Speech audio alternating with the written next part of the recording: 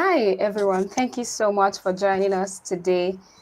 Tourism Clinic, where we teach you about international acceptable standards. And we also learn from you what you're doing to ensure that we have a greener, a fairer, and a better earth. And as always, we have here tourism consultant, Matea. And she's in nature today, so she'll take us, through where she is, and then we go into the topic for today: creating inclusive tourism experiences. Matea. Well, thank you very much, Esther, for inviting me, being with you every Monday at 5 Central European Time. I'm really glad that we can share our experiences, actually, also sharing best practices, right? It's Mm, so great that you always give us a challenging topic and then we discuss about it. I noted that sometimes live we don't have so many questions, but I'm sure mm, that you get them later on, right? So very soon we are going to have question and answer session, so that mm. would be most probably more interactive. You are right. I am in the nature because the working days have started, and for me, the best, let's say, wellness is being in the nature, sometimes also doing some gardening. And March is a perfect time for this kind of activities as well. Well, first of all, thank you very much for the topic: creative, inclusive tourism experiences, because inclusive tourism, it's more and more a must, I would say. This is something that it's emerging, and Mm, in tourism, we always talk about the accessibility, right? That means that we are welcoming all kinds of visitors, right? And that all the experiences that we are offering and that we want that our visitors experience are also enjoyable, right? So this is something that I would say it's a starting point. And whenever we talk about it, usually people say yes, however, or but. That means that there is something going on behind. But that's why I added below, regardless of physical mm, ability. So that means inclusive tourism, right? Regardless of age. That's also very important, because we notice that more and more of our travelers are, let's say, over 70, maybe even 80, and they would like to experience a lot of our local, let's say, heritage, natural or also cultural one. So that means that we need to prepare like programs that are accessible also for them. Then also depending, regardless on the cultural background, I think that previous time I already talked about that a bit, and I will talk more about it later on. And then of course also economical status. So this means inclusive tourism experiences, because sometimes, when you say inclusive, we usually just talk about, I don't know, wheelchairs or people with mobility disabilities in mobility. However, it's not only that. So that's why I would like you to go a bit forward, because in the next slide, I presented more, let's say, in depth about these accessibility, which, as I said, we generally think about accessibility when we talk about the inclusive tourism. And of course, here it is a topic that all these places that are for everyone for a visit, let's say, prepared, should be designed according to the mobility possibilities of our visitors. Now, it is quite challenging, I have to tell you, Esther, because I live, for example, in Slovenia, which is a part of Europe. So we have a lot of cultural heritage. And of course, when this cultural heritage was built, let's say 100, 200, 300, 400, 500 years ago, they haven't thought about the accessibility. And that means that all these places have some challenges how to prepare the place to be accessible to everyone. And not only that, it's also a question if that is allowed by the institute who takes care about this cultural heritage, right? So there are always a lot of challenges, but I think that we should always go for the best. We should always discuss, how can we do it? No, not just we cannot do it, but always go on this house. How? So removing barriers, of course, if these there are steps, let's say at the entrance, that doesn't mean that everybody has to go through the main entrance. Now, for example, in our city hall, we have opportunity to get inside from the side door, which is also accessible for those ones with a wheelchair. And of course, we guides, we know about that. That's what we are trained for, right? And that is our duty, that we give this opportunity that everybody enters the city hall, no matter what's the situation in front of the building looks like. Nah? So here I mentioned more physical accessibility, right? But on the other hand, it's not only about ramps, it's not only about the elevators. Now, elevators, that's another issue. I would say that it's very difficult because in old houses, they don't have enough room for things like that. Nah? Also, restrooms. I know that they cannot be on every corner, but I think that every destination should really work on that, that there are at least on every, I don't know, half of mile some restrooms also for people with disabilities. No? And here I would like to point out also the signs. I haven't written that, but the braille sign, it's very important. I don't think it's so complicated and also costly that destinations and sites wouldn't put the names, what's going on also in the braille script, right? So this is something that we need to improve as much as possible, so to reach really a lot of disabilities. So it doesn't matter, or is that hearing, or is that visual, or is it mobility issue, right? We really need to improve that, and of course focus on, and then of course also digital accessibility. Nah? For example, nowadays we are talking so much about digital tourism, and I think that today it's very important that a lot of sites have also these, let's say, tools, which of course enable also visitors to have more approachable sites. Nah? So text, images, and of course also the layouts that are special ones. Nah? For example, when I prepared this PowerPoint, I was really thinking that there might be some people with some disabilities, sight disabilities, and we were taught, I don't know, your followers will tell us, but they told us that always when you prepare a PowerPoint or a presentation, that the letters have to have completely opposite color of the background. So I chose now, let's say, the blue one. So the written text is white, but it could be also black and yellow, so that these kind of contrasts are there, so that it's much easier for them to read. And I think this is also something that we need to think of, right? So whenever we have a chance, it doesn't mean that we will always have, but whenever we have a chance, we need to put the most of our effort. Then the transportation access, a lot of, let's say, local transportation, it's actually not accessible, right? So that means that a lot of travelers with disabilities would have issues traveling around. But for example, again, there might be some buses where you can enter with a wheelchair. There might be some buses when they have a sound signal, how to enter and so on. So always to include in our experiences also these options to reach these needs as much as possible.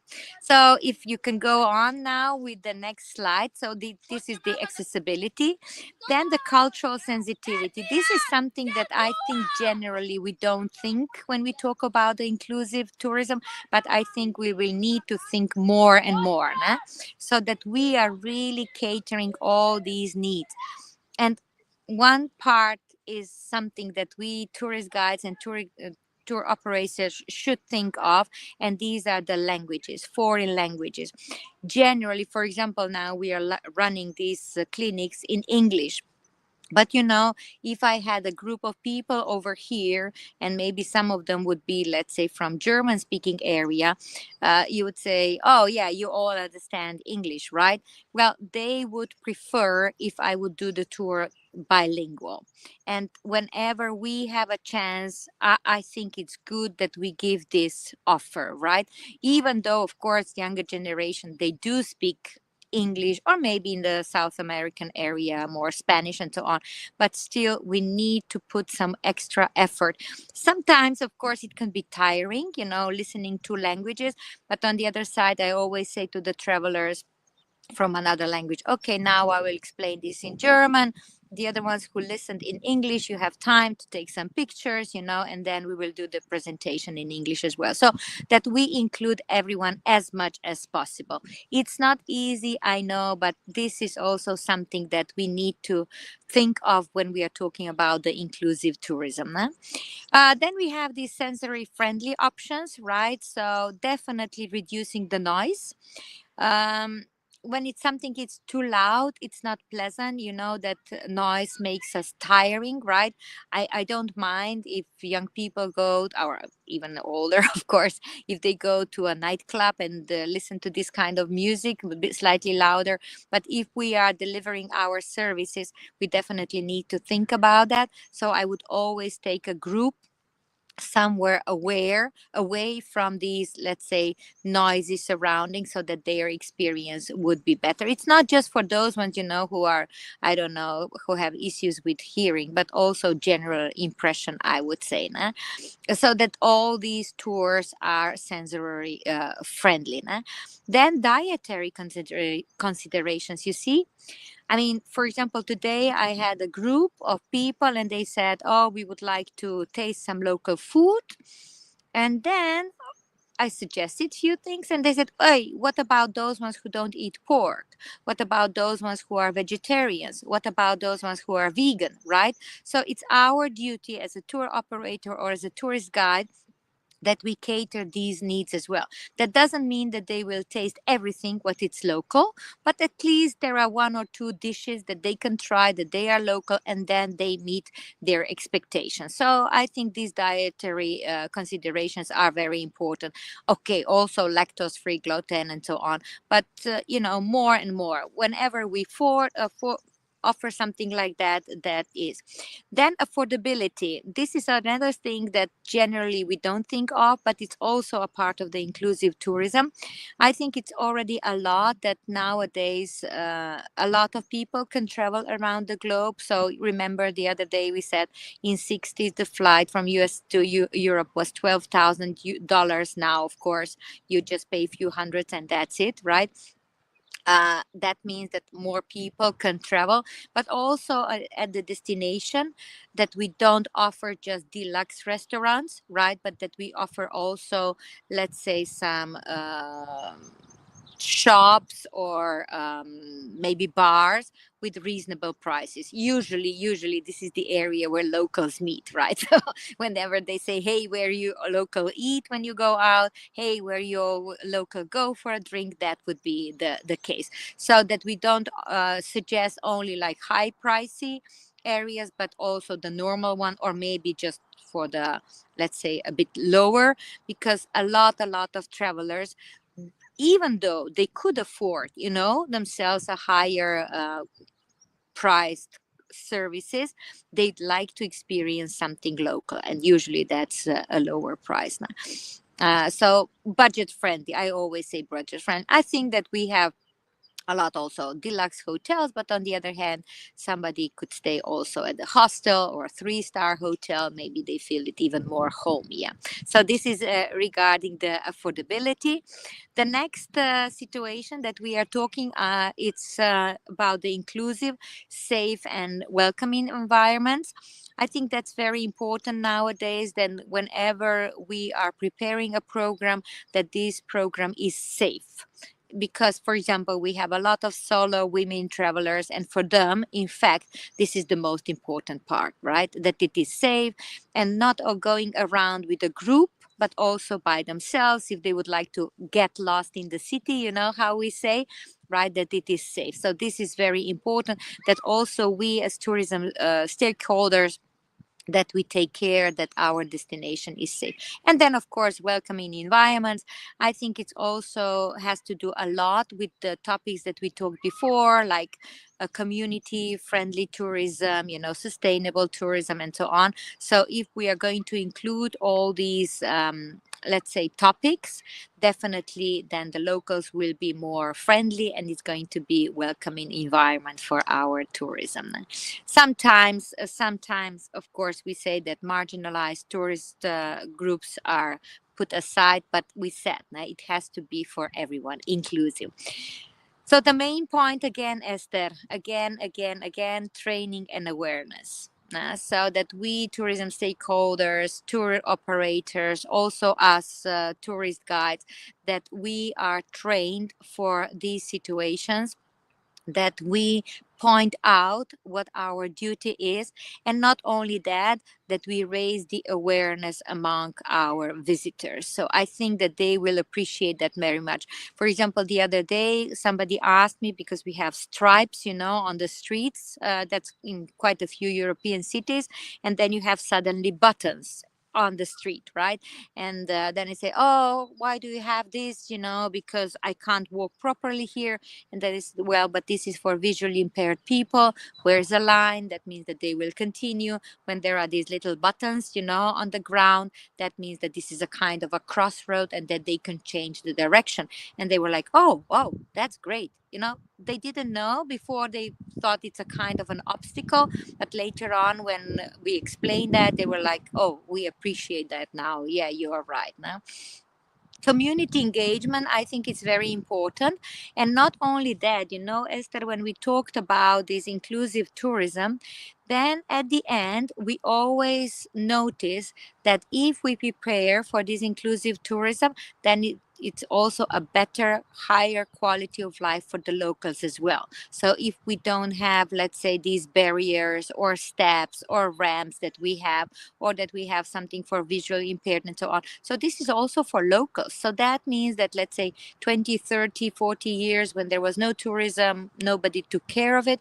But now it's good for the community and for the visitors. So it's a win-win situation. And I think that's how it should actually be. That's the best part of our tourism activity. Then inclusive booking platforms, I think this is now more and more very, very important. I mean, it's also quite recognizable that whenever you prepare a web page, right, that it's also for those ones who maybe have some disabilities, and then via those web pages and platforms, this can be booked with by anyone. That's it. Yeah. So that is what I would like to point out. And for, let's say, a kind of a discussion, yeah, we can already go to that wrapping up situation, catering diverse needs. So that means inclusive tourism. The other day we discussed with our colleagues that we are going to prepare a training for halal tourist guides. And this is something. So that means that we have a lot of visitors who prefer or who actually expect halal services, right? Not only food, but generally for services. But on the other hand, tour operators and tourist guides, we are actually not aware of that. No? And that's why our colleague Ivana from Croatia, she said, oh, why don't we organize a training for tourism stakeholders so that we will raise the awareness, and that we will then cater the needs of these guests who are, which number is actually increasing. Huh? Then, for example, what is very important is that we make tailored tour experiences. So I think that this is quite chic, right? Tailored. The only thing is, are the visitors able to pay these tailored tour experiences? In this inclusive tourism, I think there are already some tour operators that are focused only on target market with special needs, right? So that means that it's also economically much better for us at the destination, because these tour operators are quite straightforward. They say we need this and this and this. They do site inspections, and it's fine because, of course, they pay a normal price.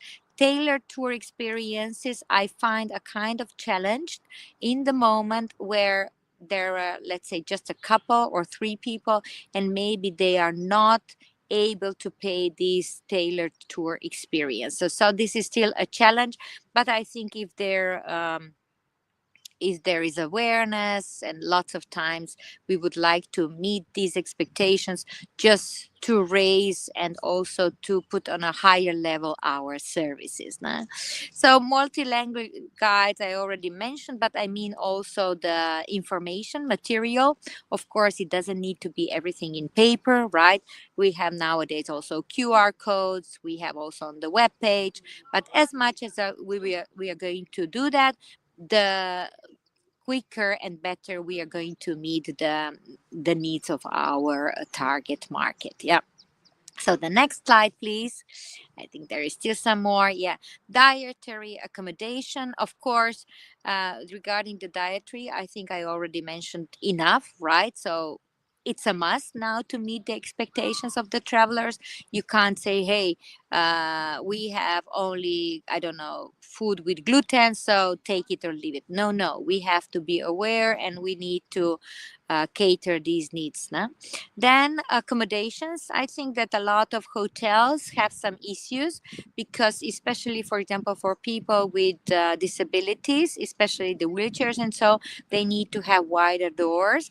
But on the other hand, I noticed that there are lots of people with disabilities that they take a more narrow wheelchair, because there are different sizes, because they were a kind of already fed up, or they thought that they are not experiencing the best accommodation, so they adjusted themselves with a more narrow wheelchair so that it's not that wide one. What everybody can do, I think, it's flexible tour length and pacing.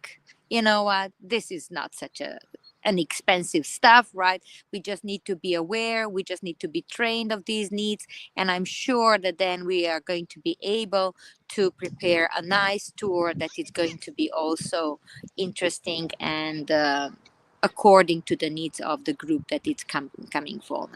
And then customer meaningful experiences, it can be also workshops, of course, maybe a cooking class, or then pottery or something like that. So all that can be arranged. We just need to be aware what the needs are, what the expectations of that group are, and then we can adjust maybe the height of the table, the place around, how they go around, so that there is more room around tables and chairs, so things like that. I think that there is a lot that we can do, or without much investment. That's what I wanted to point out, right?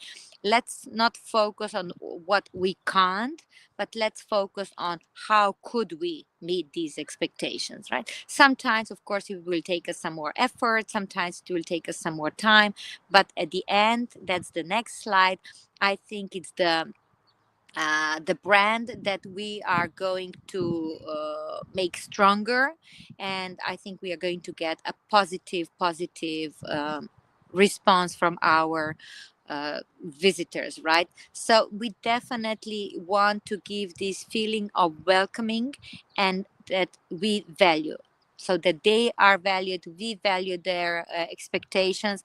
And this is something that we are talking more and more, tourism stakeholders, about the empathy. So tourism is really much about the empathy. I mean, yes, of course, it's also business. Bottom line, we always have to be positive, right? But on the other hand, the empathy is something that it's a high quality of our tourism activity. So engagement with local activities, communities, then sensitivity training. I think that we will need to put much more attention to this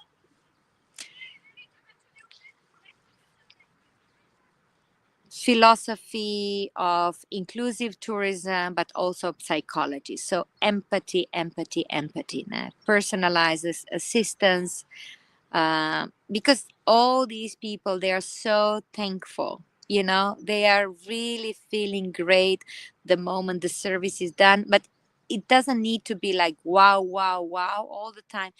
even just a small just a small personal touch, and they are already very thankful about that. So, and then the next slide is the one that I mentioned to you, about, yeah, if you can go a bit further. Yeah, you see, enhancing reputation, that's what I wanted to say. So of course also brand name, right? But the reputation, the moment we are going to say to somebody, we are going to do our best, what are your expectations? Okay, you have these needs, let's see how we can meet them. Because a lot of times, we get these ideas already from clients, so that means that we are educated by clients as well, right? And then at the end, I'm sure that they will give us a very nice review. They will say, hey, you know what? I don't know, we couldn't walk for 2.5 hours, but we had a break 1 hour and a half, and then we had a 10 minutes break, and then we continued. And it didn't cost us anything, and yet our reputation is much, much better than it was before. And then, of course, stronger industry leadership, which is very important, because tourism should be inclusive. And if we are a part of this mosaic, right, that's even better, because that means that we are offering inclusive tourism all around the globe.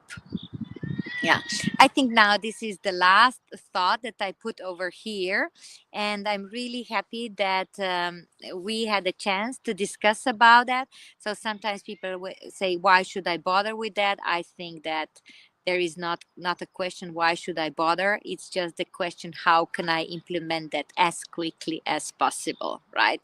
And this is something that I would like to suggest to every one of us. And also, when there will be question and answers next week, right, maybe we can share some best practices, what somebody did that it didn't cost him so much a fortune, and Mm-hmm. yet they met the expectation of those Sure. special need travelers. So thank you very Yeah. much, Esther.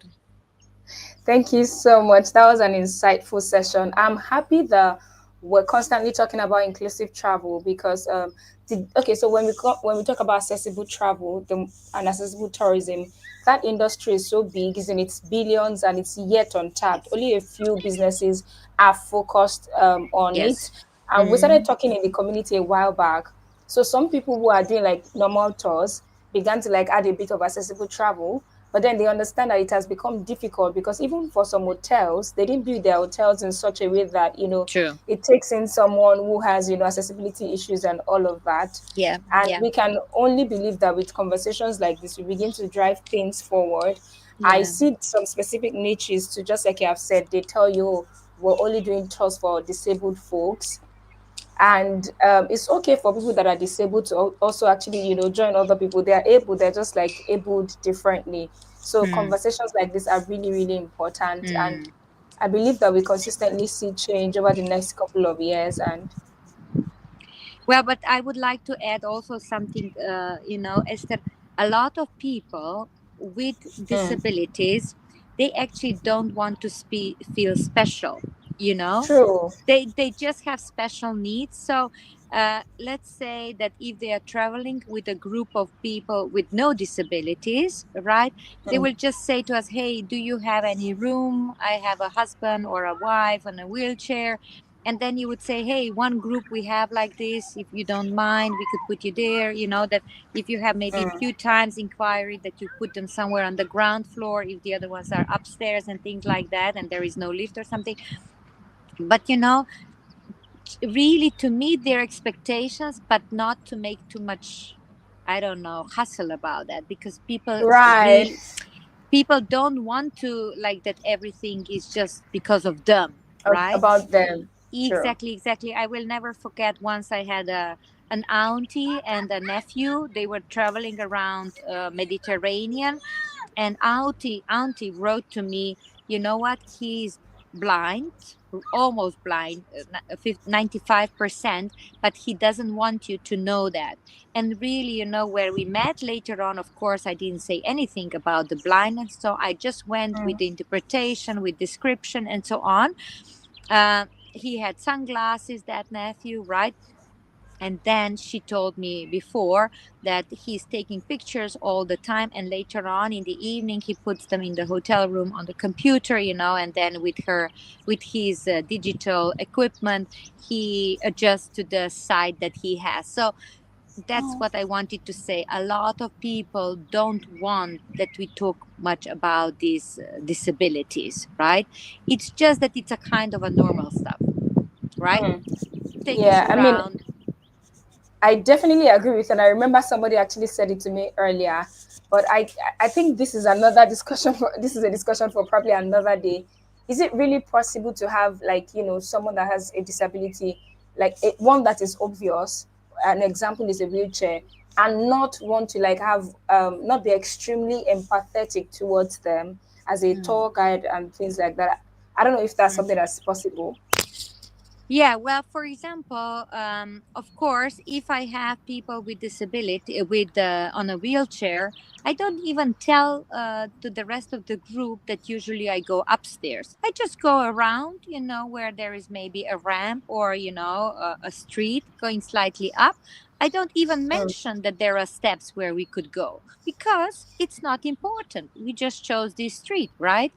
Um, so I, I don't think that we should point out now we go around here because he is in a wheelchair and blah, blah, blah.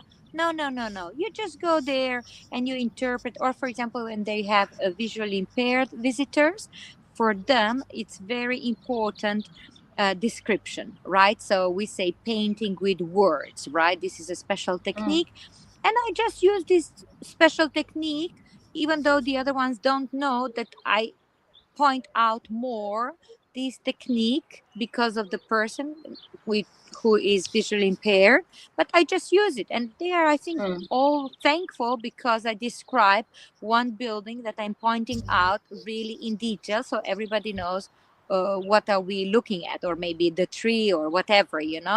So you just use Mm. it without even telling that I'm focusing more on on description because we have people with visual. No, you just describe. You focus more on these details, and that's it. Fantastic. I think that's a great way to put it, because if you then begin to say that and overemphasize it, then it becomes stigmatization. Exactly, So that's exactly, great. and nobody wants that, and nobody wants Hmm. that. Thank you so much. Thank you very much for inviting me, and wish you all a very nice week, working week. Yeah. Bye So bye. yeah, thank you. Hi everyone. Please do want to send your questions to me. It's esther@zippermarketing.com. Next week is just for answering questions. And to have access to the session next week, you can join our Facebook platform, Marketing for Travel Agents and Tour Operators. We look forward to meeting you next week. Thank you, Matea. Have a great week. Thank you. Bye bye. Bye.